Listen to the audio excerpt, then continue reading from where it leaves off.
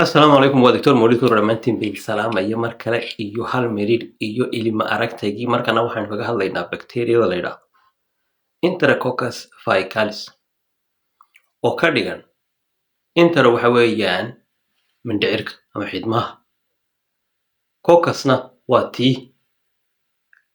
ku kuusnayd marka taasi waa taas waxa sheegta halka laga helayo nooca bacteria sidoo kale marka waxaan sheegnay to kamida marka taas waa magacooda guud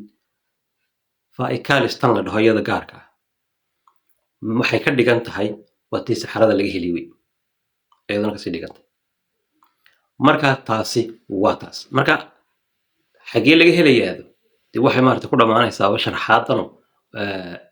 badankeedu weeyaan waxa laga helayaa waxa weeyaan mindhicirka waxa laga helaa dacar ama qaras mareenka laga helaa iyo kaadi mareenka inta waxay ku keeni kartaa haddii ay xadka ay caadiga ka yihiin ay dhaafaan caabuq ku dhaca ama infection qaybahaas laga helo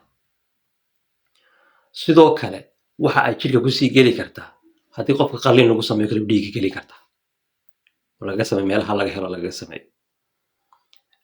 taasi waxa ay sii keenaysaa marka gaar ahaan waxa ku sii keentaa dadka waaweyn caabuq ku dhaca wadnaha gudihiisa ka ku dhaca gaar ahaan waxa weeyaan dadka waaweyn haniyayaashooda rifanka iyo lisanku ku dhaca